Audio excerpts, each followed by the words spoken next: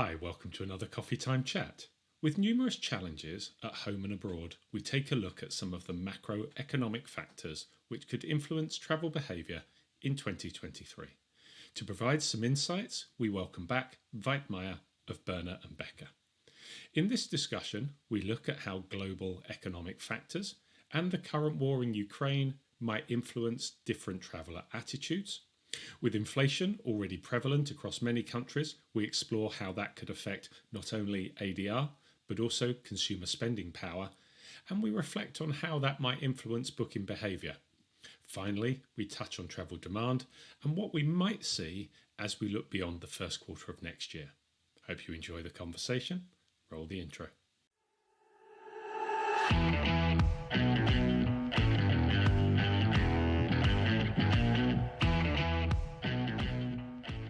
Hey Vaid, good to see you again. How are things with you? You well? All well. Thank you very much, Trevor, for having me back here on the podcast. No problem at all. Very much looking forward to it.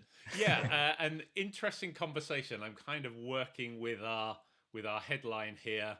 Because we don't want to be too negative, so we're going with winter might be coming, but spring can still bloom. So we're going to take I think the purpose of this conversation, and again we look and try and focus around the German market because that's where your core expertise, your core client base lies. But we want to look at some of the macroeconomic factors that potentially could come into play. Some may already be starting, but the influence may not be felt a little bit later on. So I think really it was just tapping into, you're sitting there working with hotels, advising them, looking strategically at the revenue management strategies and plans that they're putting in place. So all of these factors you're having to weigh up on a consistent basis. So we thought it would be great to just tap into your knowledge and see where your thoughts might be at the moment. Of course. So let's kind of kick this off. What do you see as some of the, and we'll dive into them, but what do you see as some of the big macroeconomic players that could be now or coming down the stream? I mean, let's say like this.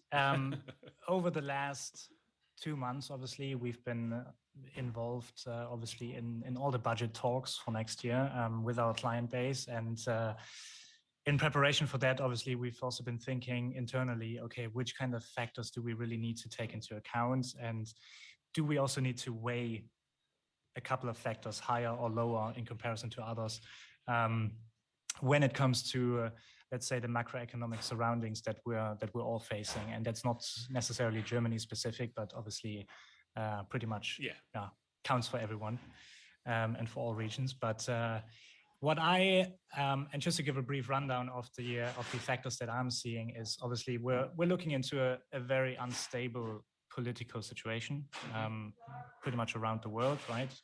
We can elaborate on that a little bit more. But what are we looking at as well? It's the inflation impact on average rates. Yep.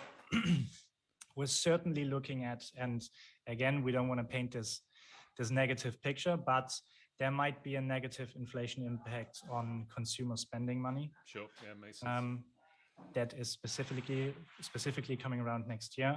Again, we're going to elaborate on that a bit more, but COVID, as much as I hate to mention it, but it might still be a bit of a topic. Yeah, and we keep this very brief, I think.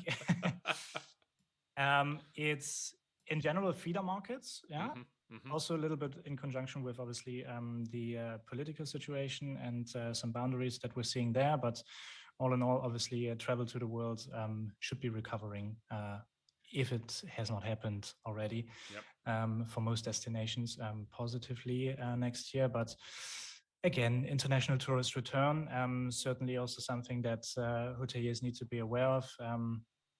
And then one of the bigger topics is obviously the cost increase that we're facing across a number of industries. Quite a list there, but all of them are you only have to read across various journals, press, watch the news, and you can pick up on a number of those factors. Exactly. And I think with all those factors, and again, we're saying a couple of words on all of them, but I think they are essential actually to consider when, making your specifically budget assumptions for next year, because if you don't have them on the radar, what are you going to be looking at? It's one thing to say, and I'm certainly one of the more positive people out there to say, we're going to be having a super good year, 2023. But again, there's factors we need to take into consideration that probably, dims a little bit the positivity that is probably around. Yeah. Okay. Well, let's let's dive into those factors. So let's start off. So the political factors on a macro level. What do you kind of see the impact being there? Yeah, I mean, one of the things is obviously we cannot budget in a way a world war. And I mean, if you take it narrowly, we're not in a world war situation, but obviously we still have the Ukraine-Russian war going on, and I haven't heard of any signs that this is going to stop. No. In the end of this year or even the beginning of next year. So I think it's still something that we have to count with. So all destinations that obviously that have seen Russian tourists in the past, destinations that have seen American or Asian tourists in the past. I think those kind of destinations should still be a little bit more on the cautious side, because, if you think of mindset of Americans, think of mindset of Asians, obviously they take it a little bit more carefully, and they're going to be thinking twice if they should travel to, a region that is close to, let's say, the Ukraine-Russian war zone in a way. So I think there's still obviously impact that is coming out of that, simply from a political point of view. But to put that into numbers, no, who knows?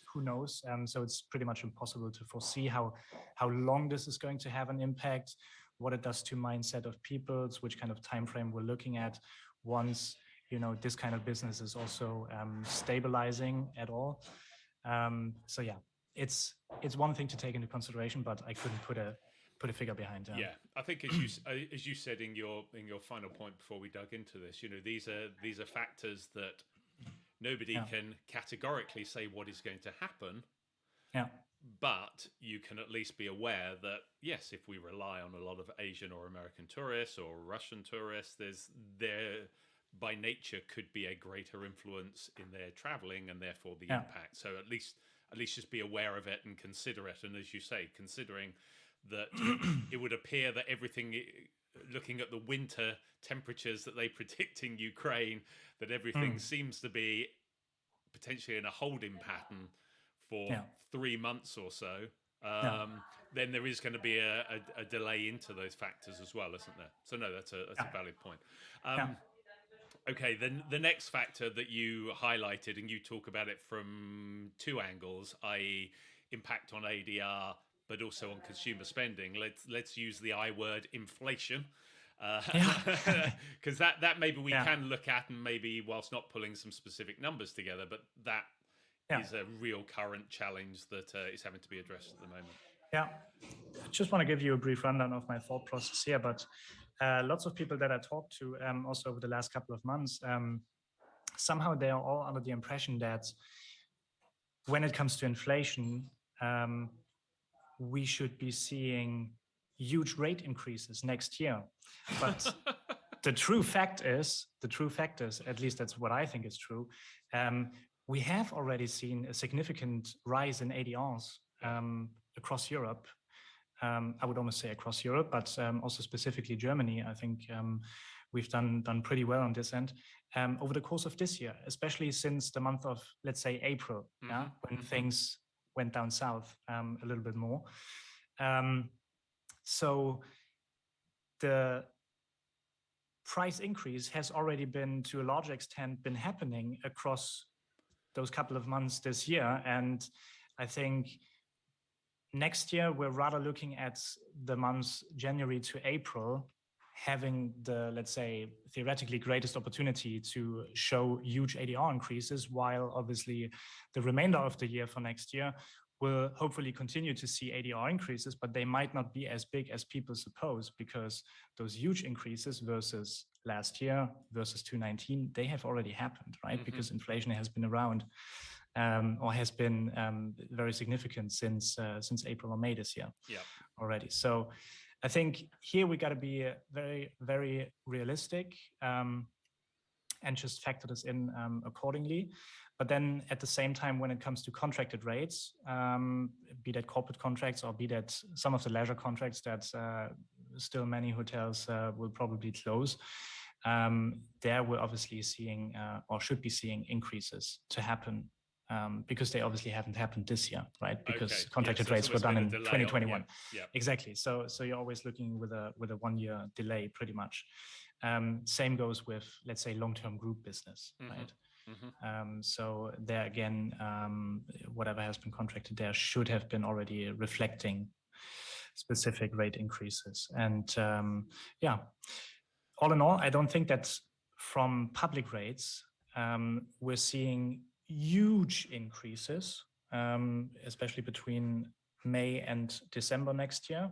I mean, I could be totally wrong, but from what my understanding is, I think the largest increases we've already seen this year, and I hope it's going to stabilize, and we're going to see rather marginal increases next year. Yeah, just using the word inflation, I don't know what the inflation rate is in Germany. I'm not quite across your your economics as much as the UK. Here we're running at about 11% at the moment. I mean, putting aside contracted rates, group rates, for the reason that you've said, and we're going to touch on the consumer spending impact.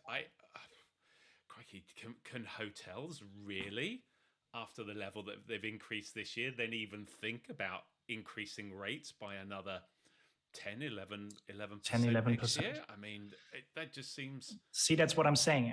I don't believe in that. I don't entirely believe in that, right? I don't see why, hotels, or let's say an industry that has been affected obviously by inflation, or is in general affected by inflation and has already made 10-15% jumps on ADR across the year 2022, at least since April, will suddenly see another increase of 10, 11, 15%. I don't think this is going to happen. That's why I'm saying it's rather going to be, at least on the public rates, marginal increases. So surely we're talking about 3, 4, 5%, but it's not going to be on the same level.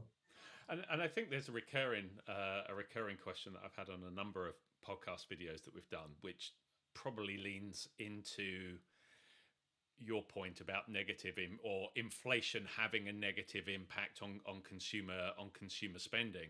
I know you've got some points to make on that. I mean, I'll also throw into that this perceived value. We know that there's been a recovery in rates because people have almost wanted to travel irrespective of the facilities in the hotel or irrespective of the price point. But will they even continue to pay the same price if they're getting what they would have perceived as a lower quality of service before? But anyway, what are the points that you wanted to make around the consumer spending point? Yeah, I mean, specifically here in Germany, right? If you think about regular households, they will receive their utility bills anytime between March and June next year for the year 2022. So you do that on an annual basis. Okay, right. Okay, that's different to the UK where we get it like on a monthly basis and adjusts. Right. Okay. Now, with all the news around energy prices and how high they are going to rise, right? People will obviously need to hold back money in their households in order to accommodate those utility bills that they will be receiving. So, here we're not talking about, let's say, we're not talking about 150 euros. We're also not talking about 300 euros in most of the cases. No, we're rather talking about a utility bill that comes on top of whatever they have already paid throughout the year 2022. That's probably in the region of 600-700 euros. Wow. For a household. Yeah. So this is this is money that would have which otherwise would be some of your accommodation, some of your holiday money. Yeah. See, that's almost a weekend getaway. Yeah, absolutely. And just considering that, let's say German households on average were going away 3 to 5 times a year, at least on shorter trips, it would already take down one trip, basically, just because they have to hold that money back. And next to that, obviously, when it comes to inflation, there's been an interesting statistic. I don't remember who put it up, but people are first and foremost saving on, let's say, food and beverage services. So going to a restaurant. So that might be one of the things that is not done so often. Then moving forward. But secondly, also when it comes to the bigger spendings, and let that be a weekend trip or let that be a hotel getaway somewhere, I could well imagine that this will have an impact. And I think it's something that people should definitely account for. Yeah, and I think it comes back to the point just when we were talking at the beginning there as well, that if you have less money, so you may be cutting back, because I guess some people might cut back on not going out to a restaurant or to a bar because they want the weekend breakaways. The holidays are a nice thing to have, so sometimes we sacrifice other things to have that. But if we're having a chunk of money is taken out because of energy bills, plus just our general living is going to go up, we're going to have less disposable income. Exactly. So that could reduce the level of trips. And then again, I guess we're back to that point, which is, okay, so now I have less money. I want to use it wisely because I'm in a mode where I'm trying to get maximum value for money. Yeah. And if I'm seeing, due to maybe staffing issues or various other factors that have come to play, that certain services in that hotel, I mean, I read something the other day that a lot of the German spa resorts are having some challenges because of costs and staffing issues. Well, exactly. If I wanted a spa break and suddenly the spa has limited times or limited treatments or not even open, where am I going to? I still might want to go away, but I might be choosing something different. So it's not necessarily a binary. They're not going to go on holiday. It's just maybe I might have less of a break, but I'm now going to be looking for more value. So you may be competing against a different competitor set than you originally considered. Would that be fair? Would definitely be fair. And at the same time, I mean, you did a perfect explanation around one of those points. But another point is also, like, if you think about, let's say, markets with a lot of oversupply, and you are faced with consumers that obviously have less money to spend and have less disposable income, which kind of impact will that have on average rates at the end of the day, right? Because you then suddenly start to, really hunt for that very price sensitive business. And again, I don't think that the luxury segment is going to be affected as much. No, there seems to be by all that stuff. But clear of it, once we're talking 3 and 4 star hotels, I could well imagine that at some point we're going to see some price wars in a couple of destinations rising up again. That's just to make sure you grab that volume that is there. So suddenly it becomes the having a degree of occupancy and revenue coming in that can keep you running. That is sustainable. They're sustainable, And I guess that that links us nicely into one of the other factors that you spoke about, COVID, and not a lot, hopefully, to talk about there. No, but the industry was very good during COVID at coming together and saying, "Don't cut your prices. Hold them, maintain them." Just picking up on your last point, do you think that might break because there was kind of we're all in this together with COVID, but now that COVID may have passed a little bit, we're now just back into our competitive mode? I think the industry does well if they stand together, right? And I mean, it's still my impression, and it's still the recommendation that I would give, obviously, to hold on to pricing levels and don't go into that price war situation and start suddenly decreasing rates. But it would still be blindsided if you would just leave away that whole inflation factor that it has on consumer spending money. Then again, at the same time, if we're talking COVID, and we make this very briefly, I think Q1 will still have some sort of an impact. When it comes to COVID figures, I think over the winter, fairly sure that numbers will be rising again. There will be cautious people, and that will, to some extent, certainly a lower extent than what we've seen in the last 2 years, but will still have an impact on figures. Yeah, I think as numbers go up, you will get a certain type of individual that will be a little bit more risk averse. And it's understandable. I'm gonna skip over the travel and tourism returning bit, and we'll come to that in a moment, because I want to link in. You spoke about cost increases, and that ties in with what we've just been talking about that price point and about being sustainable as an operation. And picking up on our point that we were saying about some of the spa resorts are having a number of challenges. Just talk to us a bit about what you're seeing, what you're hearing, and what you think some of those impacts are going to be around. Because obviously inflation affects not only us as consumers, but affects the hotels in terms of their cost base. I mean, everyone knows that, but you have to know your costs in order to come up with, proper prices at the end of the day. But one thing that I see as unrealistic is that we're suddenly changing over to a cost-based pricing. Okay. So this is something that will not happen, that should not happen. I think hotels do well if they stick to, the regular revenue management principles.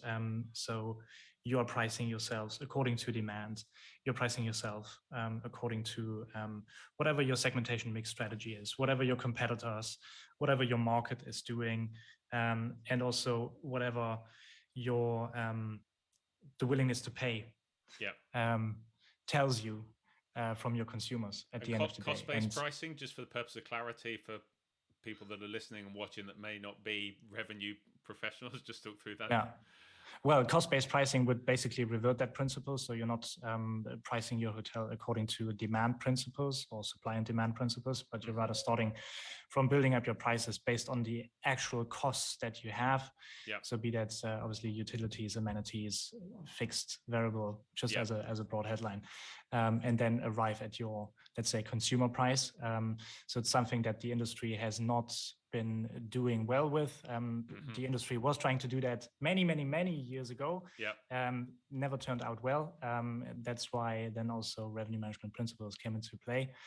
But again, I think hotels do well if they stick to the regular principles, and obviously they have to know what their costs are, and it's absolutely true, because you just have to make sure that you're running on a profit and that you have a sustainable business in place. But at the same time, you're still going to be, as a hotel, affected by whatever your market does, whatever your targets are also telling you, right? And based on that, you are driving your pricing. So what you're saying is the need to understand, obviously, your financials and your costs down to the cent, penny, whatever it might be, is important, but you don't use that as the driver for setting your your pricing. No, that's understandable. No. Okay. No. And so you mentioned in that, when talking around the core principles, so competitor analysis, segment mix, price elasticity, demand, all of the core. Demand was a key word that you used, and demand is generated by international tourism, people traveling. You touched on that as obviously being a macroeconomic impact factor. What are your thoughts? What are your views looking at that into the future? I mean, when we're talking about travel to the world, and let's just put it like this, I think especially in Germany, like popular city destinations, be it Berlin, Munich, Hamburg, or in Austria, Vienna, for example, they've seen pretty positive effects this year already, be that in springtime, be that in summertime, and now even following through the autumn time. And this is, you can almost call it that pent up demand that was, then coming in and swept those destinations. Revenge travel, everyone was talking revenge about. Travel. There's been so many buzzwords out there. Pointless to mention all of them, but it will be a question if this trend specifically, at least from a compound growth rate, is going to be continuing at the same pace, or if also there with the sweep into markets from different feeder markets coming from foreign countries is going to continue that same level as it did this year. And this is one thing that I'm not sure about. Right. Not entirely sure, and that I'm also not entirely positive about. Of course, travel is going to be stabilizing. I think for me, 2023 is a year of kind of stabilization, basically. No, it seems to make sense. And that being said, it will be seen if this continues. So I think picking up on some of those a number of those factors, yes, it's hard to look at it and it not appear to be somewhat negative, because there are a lot of factors that are impacting. But I mean, that's just the reality of where we are. But it doesn't mean at the end of the day that assuming some of these elements will roll out, a lot of people are working very hard to try and bring inflation under control, to try and deal with the energy crisis, to try and stabilize some of these elements. And maybe that is the word for 2023, is about stabilizing that. Maybe we haven't yet returned to where we were at pre-COVID levels, but at least we've returning to a higher level that we were at before, and maybe being able to maintain and slowly increase within those areas is maybe a more realistic view going into next year than carrying through that, 2022 was brilliant, look at our ADR, let's try and ramp that up again, is just a fairly unrealistic. And I would hope that anyone listening or watching this is sitting there thinking, no one would be thinking that, but you never can tell. So I think stability is a big area on that. Fully agree. What do you think are some of the? I mean, looking at some of the from a revenue management point of view, so things like impact on sort of booking windows, length of stay. We've spoken about pricing. Do you think those are going to alter significantly? Are we kind of baked into people? The types of booking windows, length of stays are there now, and we can probably rely on that, or do you think they might alter at all? I think there's a high chance that a couple of those elements are altering. Just let's say, based on the fact that, or based on the assumption that the number of trips that an average household is taking next year might be reducing by 1 or 2 trips, could at the same time mean that the trips that households are doing will extend by another night, or will extend by another 2 or 3 nights, right? So there will certainly, I would see an impact on lengths of stay behavior, especially for a couple of the popular city trips destinations, but obviously I could also see that for any of the leisure destinations, that people then rather say, okay, I'm spending another 2 nights there in addition, in comparison to what I've done before, and I then rather skip another trip that I would have taken in the past, and I don't do that.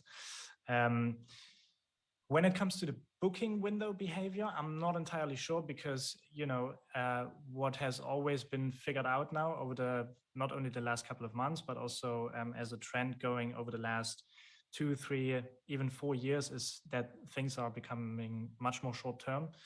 And if we're talking short term, obviously it also depends a lot on, let's say, property type. It depends on destination that you're looking at in general, and it also depends on which kind of purpose the trip has in general, right?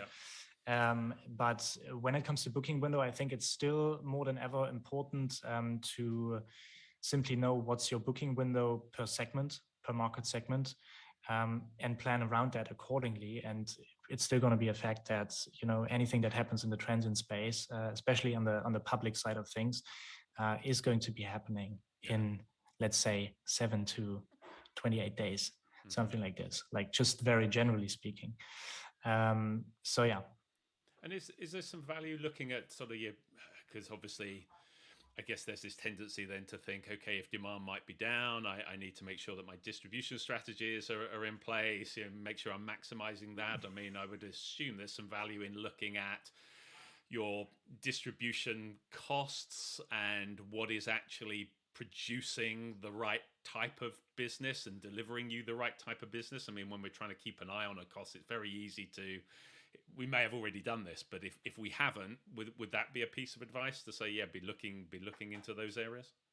Oh, definitely.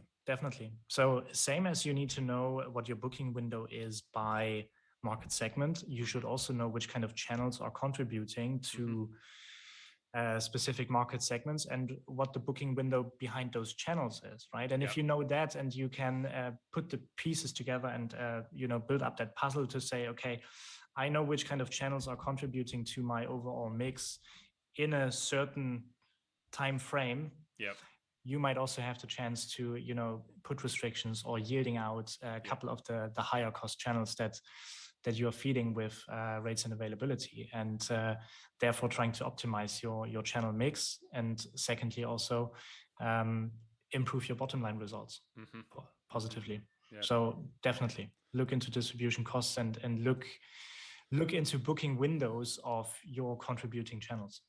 And then I guess back to your point, just something on the top of my head, and I'm not a revenue professional, so it might be completely crazy, but you know, if someone is coming to stay with you and you're trying to maintain your price and not negotiate it, but you know that they're potentially reducing the number of holidays they're going to have, then being able to almost offer them a deal around an extra night or an extra 2 nights, so that you're not dropping your price, but you're packaging, then you know they're coming, you know they're going to be on site, they'll probably spend in some ancillary revenue ways. I mean, that would seem like a more commercial way of trying to increase your revenue without dropping your room rates. Would that be fine?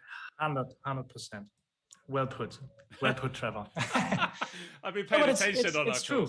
It's true, right? It's true. You gotta somehow connect the dots, right? If it should really turn out to be the way that people are reducing the number of trips they take, and they rather spend 1 or 2 more nights on a trip that they would anyway plan and would anyway take, then you got to be there with a good offer that makes sense, right? And that also packages different elements of what you as a hotel have to offer. And with that, obviously, try and stick out from your competition. Yeah, absolutely. Makes a lot of sense. I think we need to make sure we diarize to catch back up with you a couple of months into the new year and see how some of these play out. Exactly. And hopefully I hope I'm right. And hopefully spring will be blooming. Oh yes, it will. Brilliant. It will. I appreciate your time. Thanks a lot for your insights. Always great. Thank you. Take care. Bye-bye. Bye-bye. Well, I hope that conversation was of interest, and thanks again to Veit for joining us. If you have any thoughts or views on this conversation, please feel free to comment below. If you like the discussion, please don't forget a thumbs up. And if you're interested in more of our videos, here is a link to our Expert Insights playlist. Here is a link to our Coffee Time Chat playlist. And here is the button if you'd like to subscribe so you don't miss out on future videos. Thanks again for watching.